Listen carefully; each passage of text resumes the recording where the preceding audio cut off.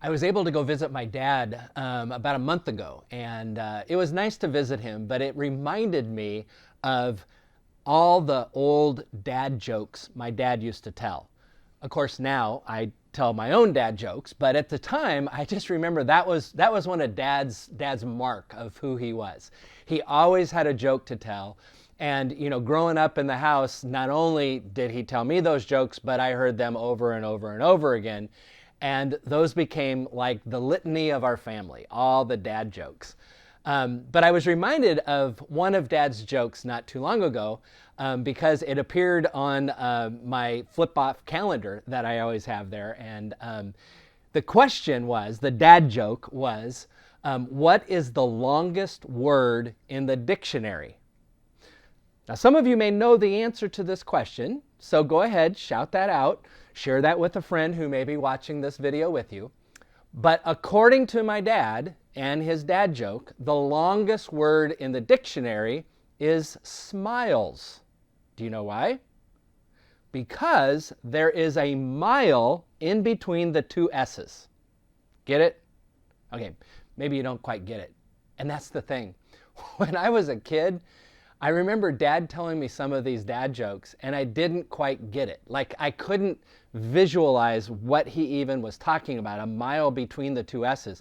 I remember the first time he kind of told me that, he had to sit me down and explain it to me in great detail what he was talking about, the mile between the two S's.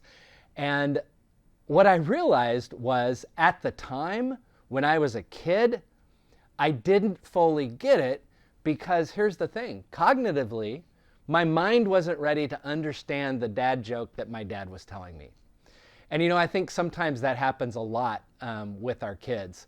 I know it happens with pastors when they do their children's messages and they say something like, well, this is kind of like, and then they go on to describe something it's kind of like. And the mind of an infant, a small child, a toddler, is like going, I don't know what you're talking about is like, because they have a very concrete way of thinking.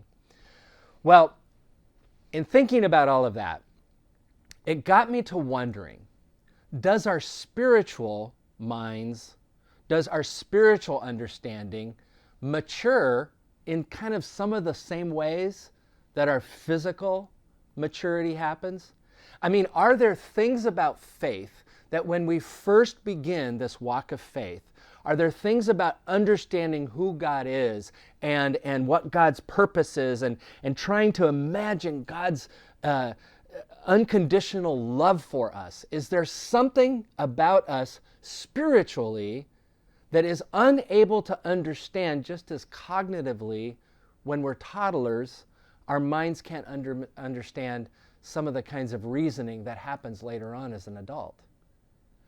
I think oftentimes that happens to us.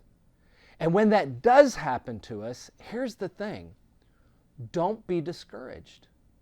Allow your faith to mature as God is forming your faith and allowing that faith to mature.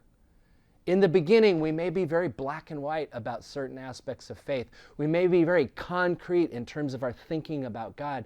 But as we mature in faith, there's some things that begin to open up, some new insights that happen. And for some people, they get scared of those insights because they aren't quite as neatly packaged as they were in the beginning of their faith. I think that's something about maturity. I think that happens as we mature spiritually, just as we mature physically and cognitively as children. One of the things that this made me think about is the fact that in 1 Corinthians chapter 13, when Paul is writing to the church in Corinth, and he's trying to help them mature in their faith and mature in their understanding, that it isn't just about the spiritual gifts that those individuals have, but it's the way in which they put those gifts together in some kind of connection with the body of Christ, connected with the other people within that family of faith. And then he gives that wonderful poem in chapter 13, where he talks about the gift of love. And that's the one that we probably know very, very well. We've heard it at weddings or some such thing, where he talks about, if I speak with the tongues of mortals and of angels and do not have love, I am a noisy gong or clanging cymbal. And he goes on to talk about what love is like. But here's the thing. When we're starting out with love, when we're starting out with our love for someone that we have maybe an affection for, as well as love within the community, it takes a while for it to come to the kind of maturity that Paul is talking about. And it's interesting because right there in that chapter on love, he even calls that part of us out.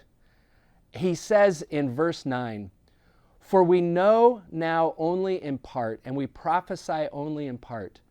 But when the complete comes, the partial will come to an end." Then he goes on to say, "When I was a child, I spoke like a child, I thought like a child, I reasoned like a child. When I became an adult, I put away childish ways. For now we see in a mirror dimly, but then we will see face to face." You see, he goes on to talk about how this maturity of faith happens, and that when we're children, when we're first coming into this faith as children or as infants in our understanding of who God is, all of that is difficult. And yet in time, God begins to open things up for us, and we begin to understand more about who God is. And yet at the same time, as Paul says, I think in this letter, for now, even in maturity, we're only going to understand God and God's love for us as if looking in a dim mirror, a fogged over mirror. We only get a glimpse. So the encouragement here is to allow your faith to mature as God is working on your faith. But recognize the mystery of who God is and how God's love works in the world, and how our understanding of love needs to work in the world. It's going to take time. And some may even remain a mystery. You know what? God takes us where we are on this journey. If you are just beginning this faith journey, welcome. If you are far along in this faith journey, let us continue on as well. If you feel as if your faith has come to full maturity, but there's still things you don't understand, Paul was in the same boat as you. And you know what? If we have company with the Apostle Paul, we're in good company.